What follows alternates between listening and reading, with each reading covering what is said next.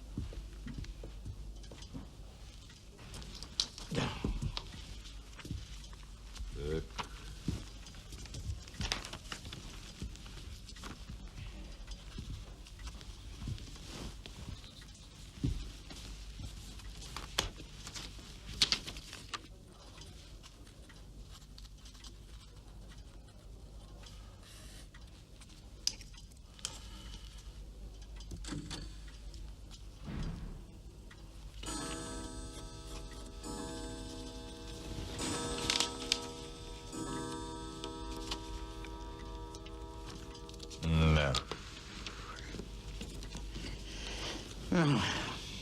Нет.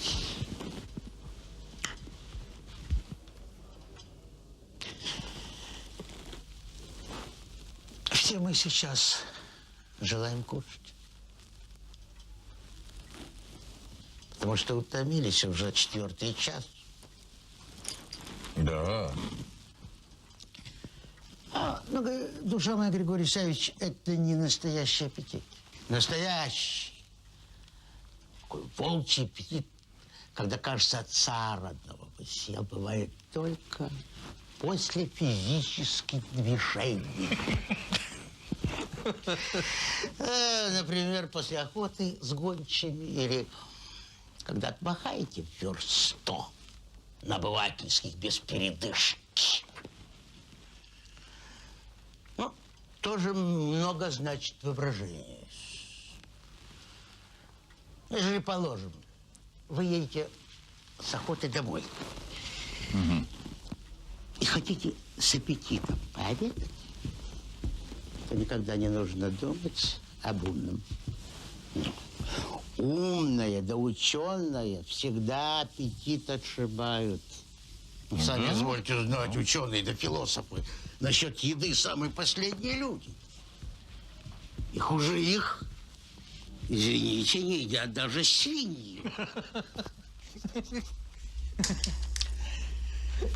Едучи домой, нужно стараться, чтобы голова думала только о графинчике и закусочке. Я раз дорогою закрыл глаза и вообразил себе поросеночка с хреном. Так со мной от аппетита истерика сделалась.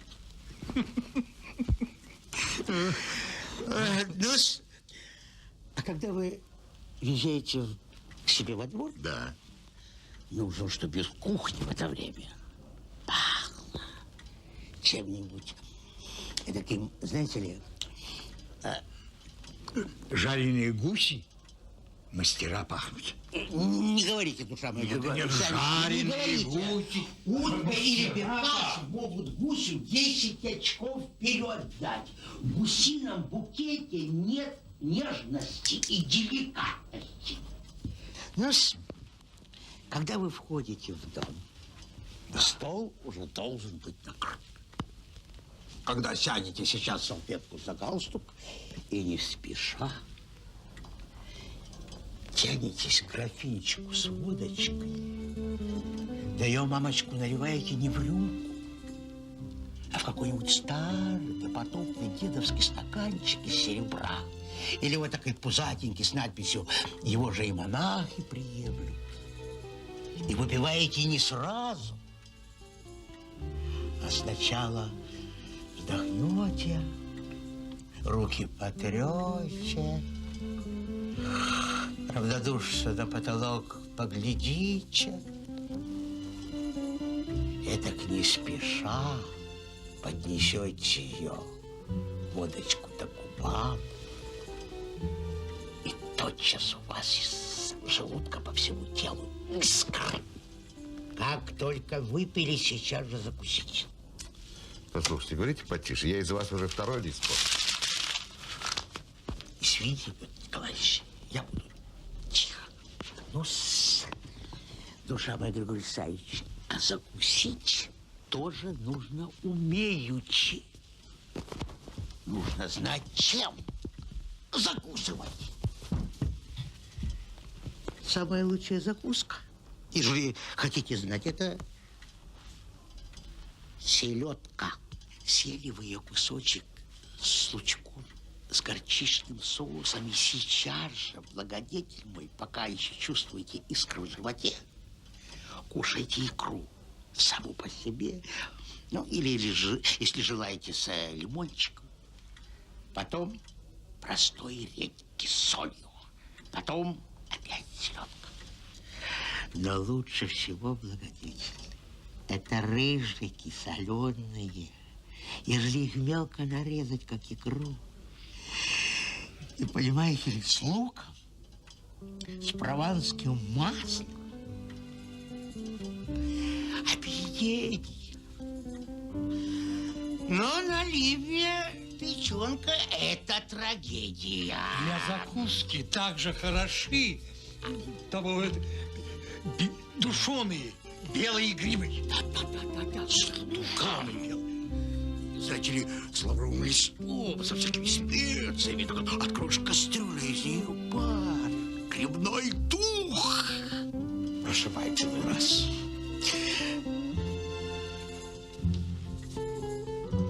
Как только приволокли из кухни кулебяк, то сейчас же, немедля, нужно вторую выпить. Иван Гурич. Из вас я вот третий лист испортил. Черт его знает, только об еде и думаете. Неужели кроме грибов да кулебяки нет других интересов в жизни?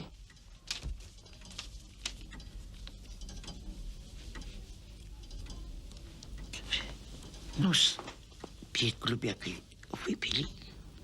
Ну, кулебяка должна быть аппетитная, бесстыдная во всей своей наготе. Чтоб соблазн был. Мигнешь на нее глазом, отрежешь, такие кусища, и пальцами на ней пошевелишь, вот это от избытка чувств. Станешь ее есть, а с нее масло, как слезы. Начинка жирная, сочная, с яйцами, с потрохами, с луком. Да черт знает что.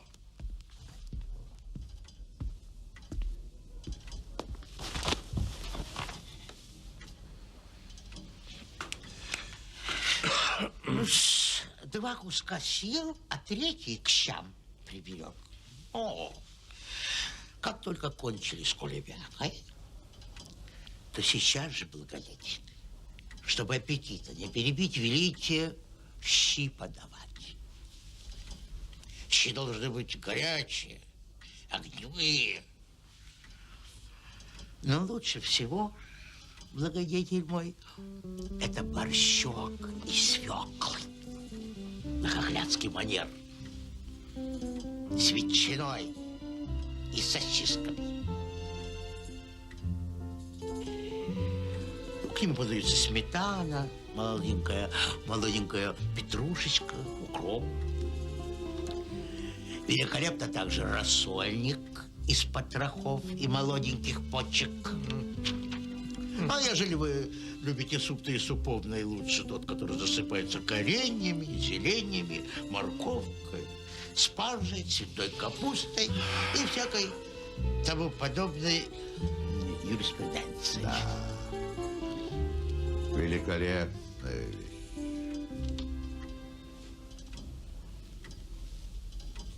Побойтесь, побугаю. Это я до вечера не кончу особое мнение. И вот четвертый лист порчу. Не буду виноват. Как только скушали борщок или суп, сейчас же велите подавать рыбное благодетель.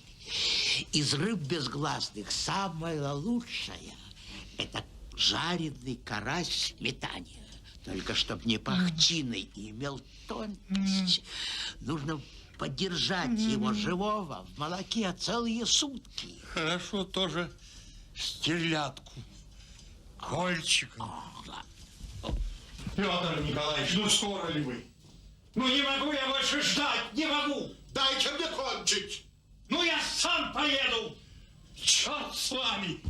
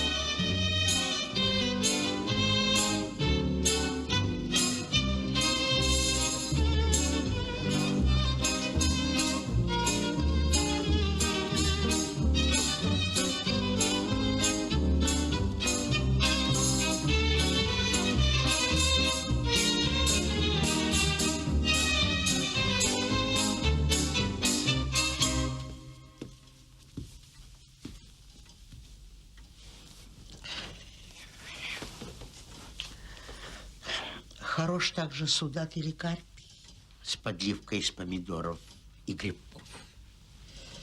Но рыбой не насытишься, Степан Францович.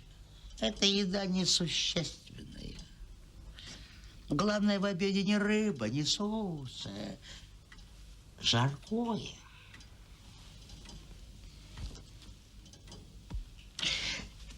Вы какую птицу больше обожаете? К несчастью, я не могу вам сочувствовать. У меня катар желудка. Ну и полностью, сударь. Катар желудка. Доктора выдумали. Вы не обращайте внимания. Больше от вольнодумства, от гордости это болезнь. Ну, положим, вам кушать не хочется. Вот тошно. А вы не обращайте внимания. И кушайте себе.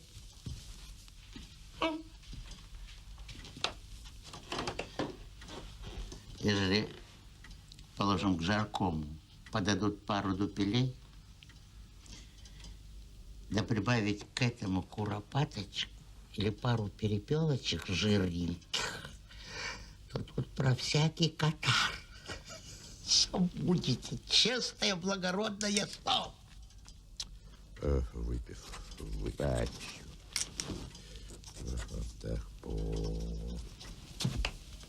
А жареная индейка такая белая, жирная, сочная, такая вроде нимфы. Да, вероятно, это вкусно. Индейку, пожалуй, я ел бы.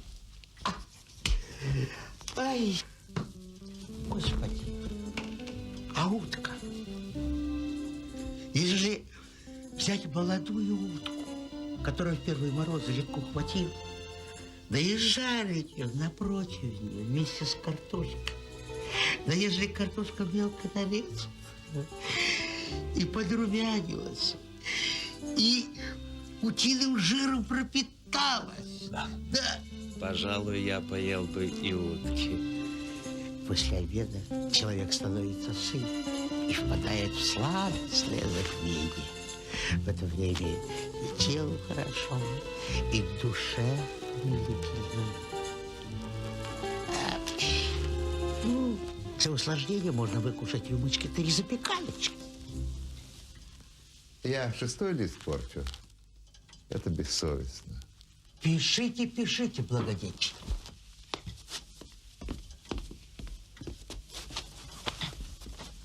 Я потихоньку. Я вам по совести, Степан Францович, домашняя самоделковая запеканочка лучше всякого шампанского. После первой же рюмки всего, что душу охватывает обоняние, этакий мираж. И кажется вам, что вы не в кресле у себя дома, а где-нибудь в Австралии, на каком-нибудь мягчайшем страусе. Поедемте, Петр Николаевич. Вы без запеканки хорошо выкурить сигарку и пускать кольца. И в это время в голову приходят такие мечтательные мысли. Вроде вы генералиссимус и женатый на первейшей красавице в мире. И будто эта красавица целый день плавает у вас под окнами. В этом бассейне с золотыми рыбками. И будто она плавает, а вы ей: душенька, иди поцелуй меня. Петр Николаевич. Потом, покуривши, подбираете полы халата и айда к постельке. Ложитесь этак животиком вверх, берете в руки газету и читаете. Когда глаза слипаются и во всем теле дремота стоит, хорошо читать про политику. Там, глядишь, Австрия сплоховала, там Франция кому-то не потрафила, там Папа Римский наперекор пошел. Читаешь, оно и приятно. Едемте.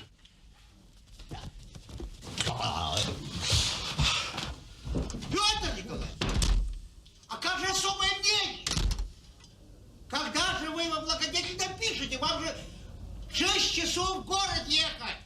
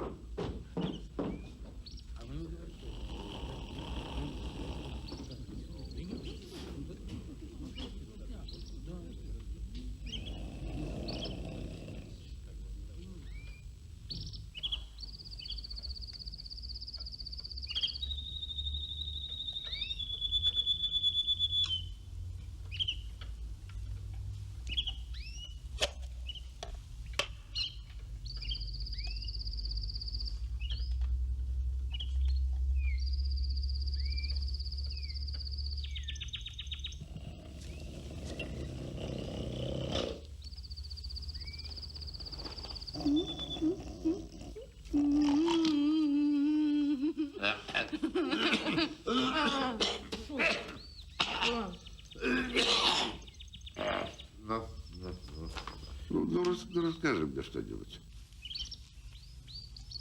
Ну, что тебе рассказать? Ой, что же тебе рассказать? Да. Ты слышал, что София Куркова вышла замуж за этого? Ну, за этого. За фон Трампа. Скандал. Слушай, это такой скандал. Ну, чего ж тут скандал? Потому что фон Трамп подлец. Это такой негодяй. Это такой бессовестный человек. Просто без всяких моральных принципов. Урод нравственный. Был управляющим у графа. Нажился. Теперь служит на железной дороге и ворует. Сестру ограбил.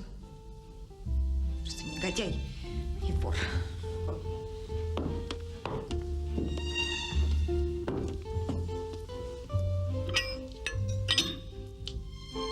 Выходить замуж за такого человека. Жить с ним? Не знаю. Софи, такая нравственная девушка.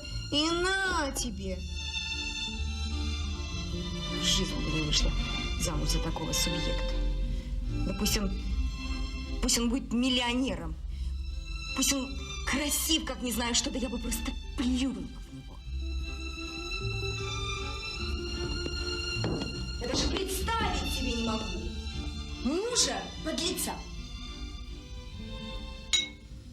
Ох, это Трамп. Какая тварь.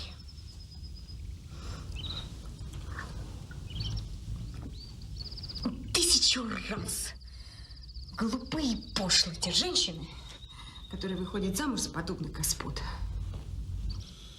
Ну да. Ты, разумеется, не вышла бы.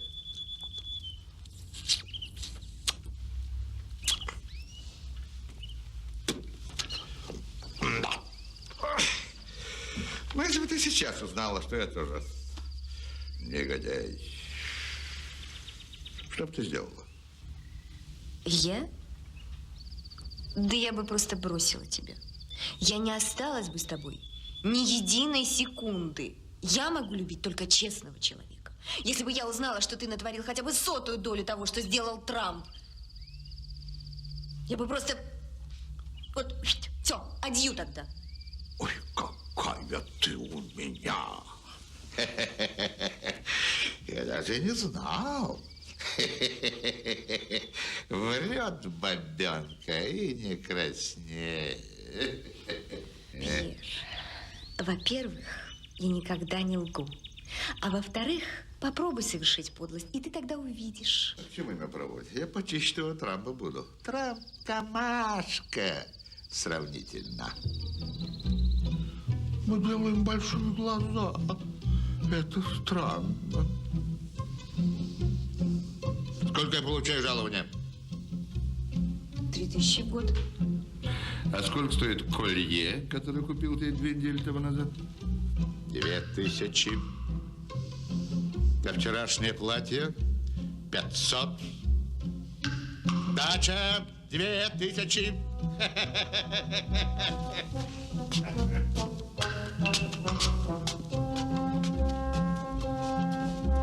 Ой, папа!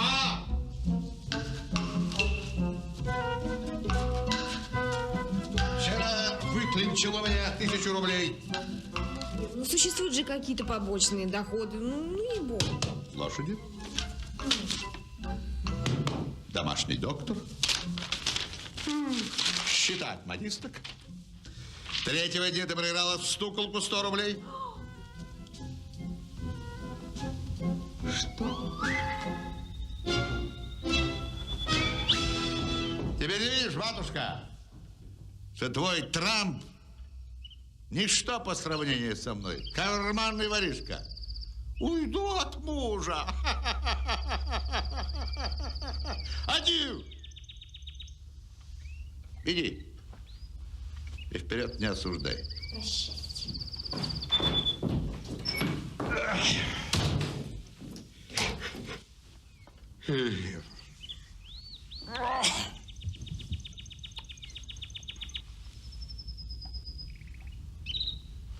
Да, ушла. В другую комнату.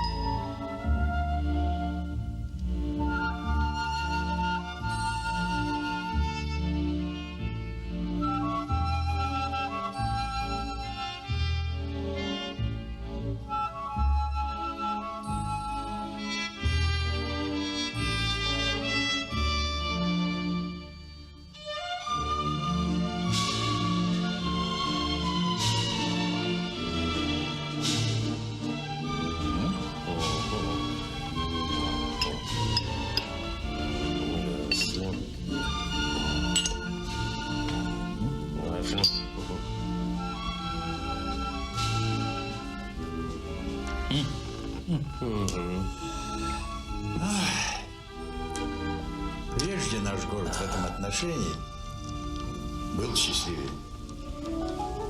Но ни одной зимы не проходило без того, чтобы не приезжала какая-нибудь звезда. Были знаменитые артисты, певцы. Ой, а нынче черт знает что. Кроме фокусников да шарманщиков никто не наезжает. Никакого эстетического удовольствия. Живем как в лесу. А помните того итальянского трагика? Как его? Ну, брюнет. Да. Высокий. Дай бог памяти. Луиджи Эрнесто де Руджиеро. Да. Талант. Замечательный. Сила.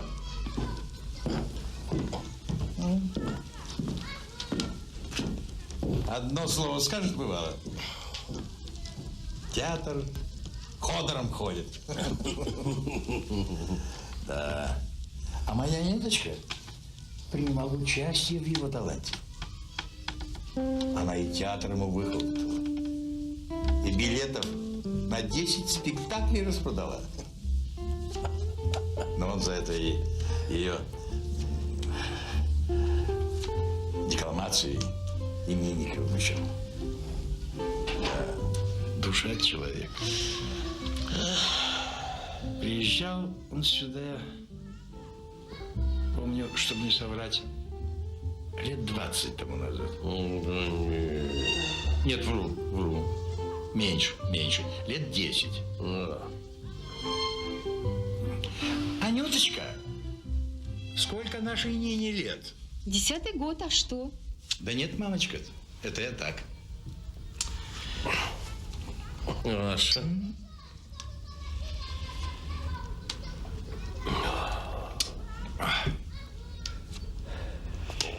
И певцы хорошие приезжали.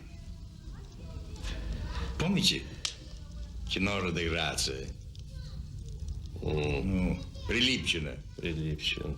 Ой, что за душа человек? Что за наружность? Блондин. Лицо такое выразительное. Парижские манеры.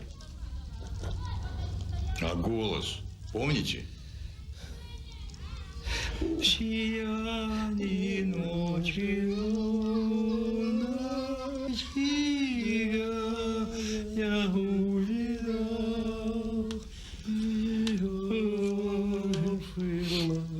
У Тамберлин, как говорил, учиться. А мы с Анюточкой ему и залу выхлопотали в общественном собрании. А он в благодарность за это, бывало, нам дни и ночи распевал. Анюточку петь учил.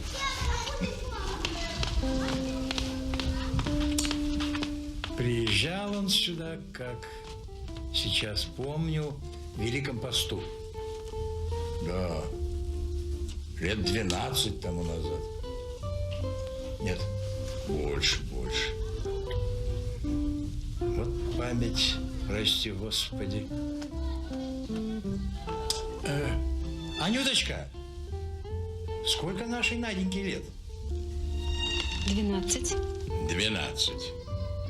Ну да, если прибавить 10 месяцев, так и будет 13. Ваша.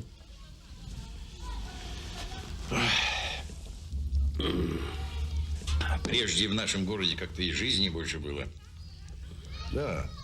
Ну, взять хотя бы благотворительные вечера. Да. Что за прелесть были прежде благотворительные вечера. Прелесть. Играют, читают. Да. Помню, после войны, когда у нас пленные турки стояли, Анюточка делала вечер в пользу раненых. Ну да. 1100 рублей собрали. Да. Турки-офицеры, как сейчас помню, без ума были от Анюточкина голоса. Все и руку целовали. Да. Вечер до того удался, что, верите ли, я в дневнике записал. Да. А было это, как теперь помню, в 76-м году. Нет, в 77-м. Позвольте, когда у нас турки стояли? Анюточка, сколько нашему Коленьке лет? Мне, папа, 7 лет. Ой, ты моя огончика. Постарели. Да. И энергии той же нет. Вот где причина. Старость, батенька. Да. Новых инициаторов нету, а старые-то застарились. Да и огня того уж нет. Я, когда был помоложе, не любил, чтобы общество скучало. Я был первым помощником вашей Анны Павловны. Да. Вечер ли благотворительный устроить? Лотерею ли? Или приезжую знаменитость поддержать? Все бросал и начинал хлопотать. Одну зиму помню. До того захлопотался и набегался, что даже заболел. Да. Ой, не забыть мне этой зимы. Помните, какой спектакль мы устроили с вашей Анной Павловной в пользу погорельцев? А это в каком году было? Ну, да не так уж и давно. В 79-м? Не. В 80-м, кажется. Позвольте, сколько вашему Ване лет?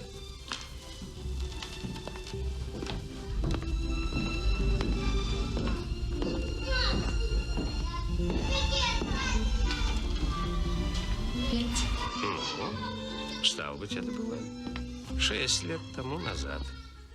Да, с батенькой были дни. Теперь же не то. Нет того огня.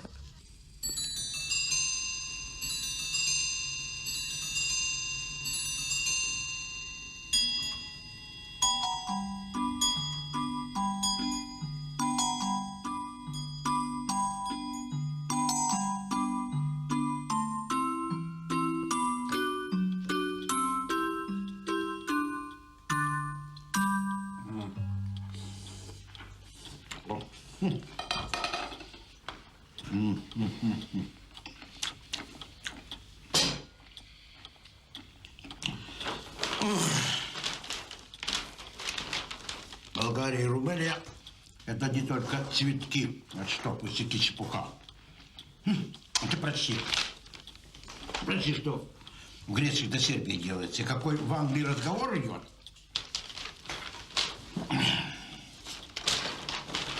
Греция до Сербии поднимутся.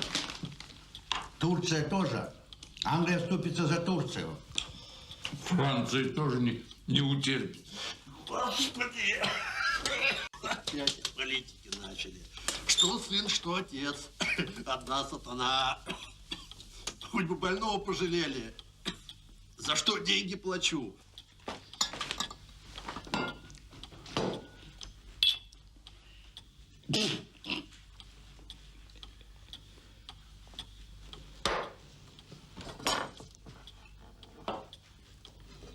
Да, и Франция не утерпит. Она, папочка, еще не забыла 5 миллиардов. О, она, брат, эти, брат, французы себе на уме. Они того только и ждут, чтобы Бисмарку, Фернандексу задать. Да в табакерку его черемицы насыпать. А ежели Франция поднимется, то немец не станет ждать. Kommen Sie her, Иван Андреевич. Sprechen Sie Deutsch. За немцами Австрия, потом Венгрия, а там, видишь, Испания насчет Каролинских островов. Китай с Танкином, афганцы. И пошло, пошло, пошло. Такое будет, что и не снилось тебя. Помяни мое слово, только руками разведешь.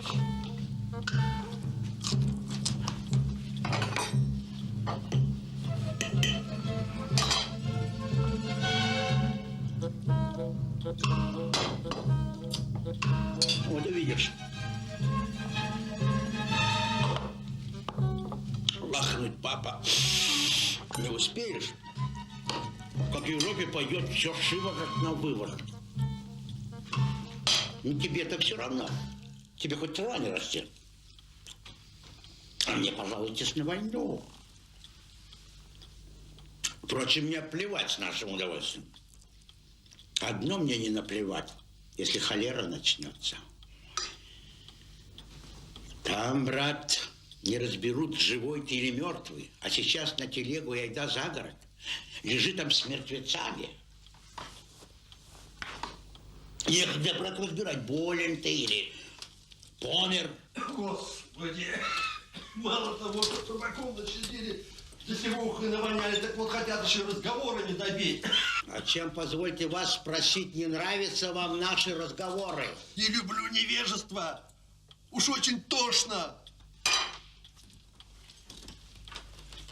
А тошно? Так и не слушайте.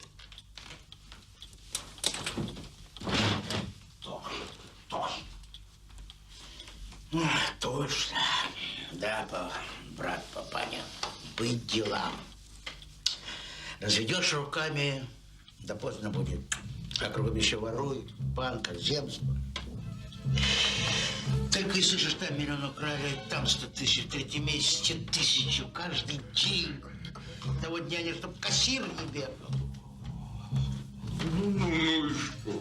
А когда ну и что ж, проснешься в одно прекрасное утро, взглянешь в окно, а ничего нет. Все украдено.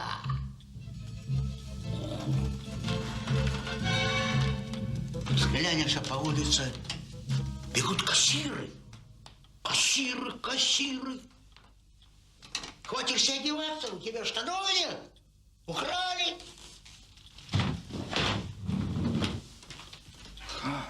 Ну, вот тебе и что ж. А суды, сынок? Суды, полиция? Ой, что суды? Ну, взять, к примеру, процесс Миронович. Этот процесс во веки веков не кончится.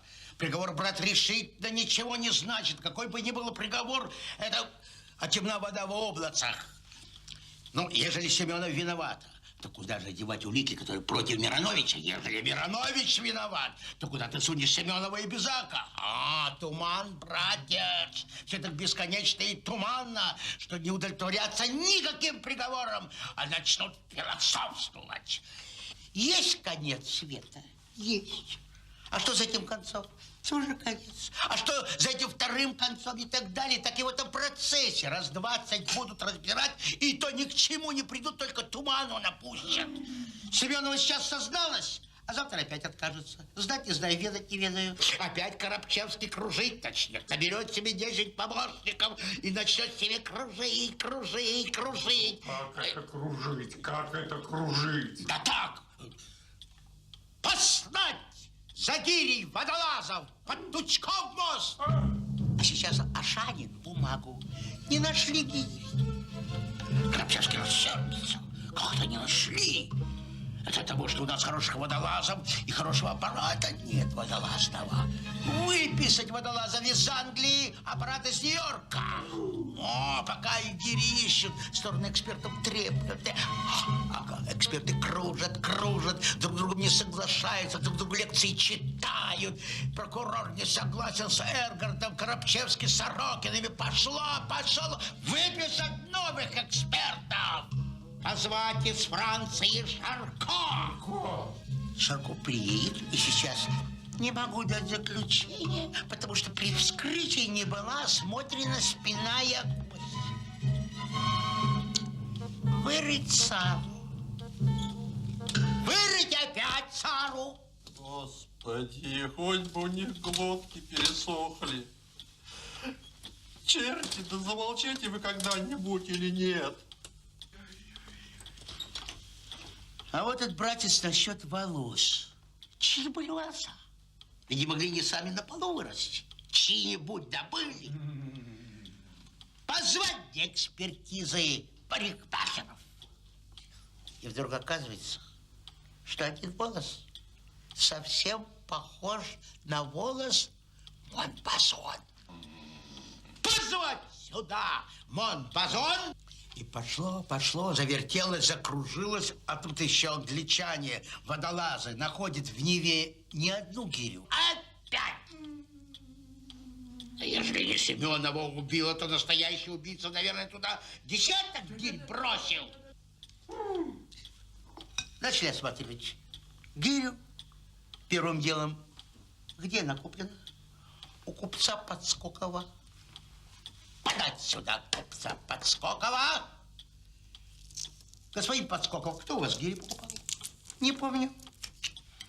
В таком случае назовите нам фамилии ваших покупателей. Подскоков начинает вспоминать. И вспоминает, что ты у него когда-то что-то покупал. Припоминает, что покупали у него товар те-то, и, между прочим, титулярный советник Гурий Алексеев Нянин.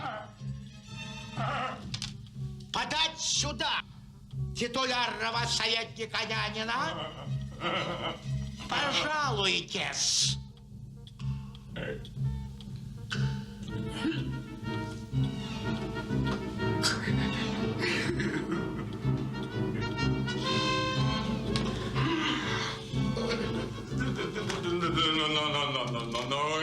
Бог с тобой. Подать сюда Нянина. Ты придешь, а Коробчевский тебе глазами насквозь. Где, спросит, вы были в ночь на такое-то число? А у тебя язык прилип к артани. А потом слышат те волосы своими, пошлют за Ивановским. И пожалуйте, господин Нянин, на Цугундер. Как же? Ведь все же знают, что я не убивал. Ну что ты? А все равно. Плевать им на то, что не ты убил. Как? Да что тебе кружить? Да как закружит? Ты встанешь на колени и скажешь: я убил. Вот так.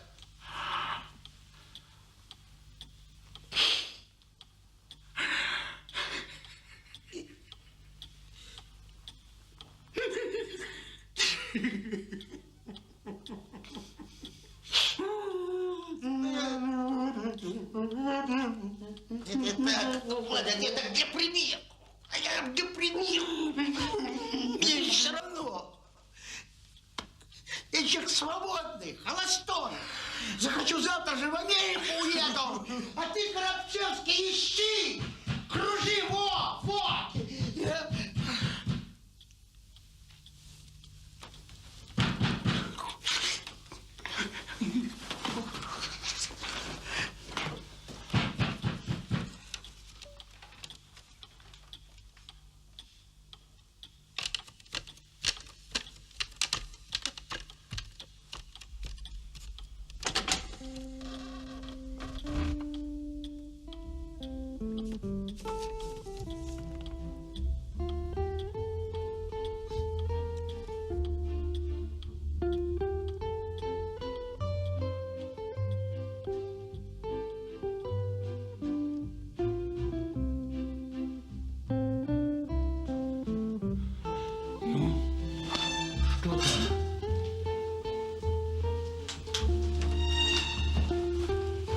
Записку принесли.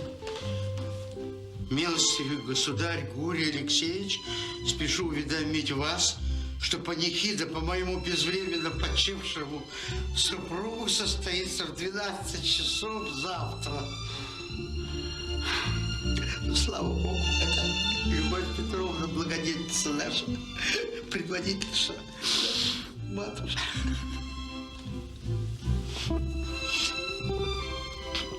Лебякой пахнет.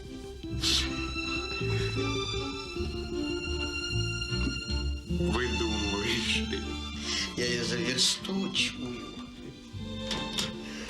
Надо подготовиться, а то наша предводительница, благодетельница, может нам такую свинью подложить, что им панихида не вразить. Вот и оно.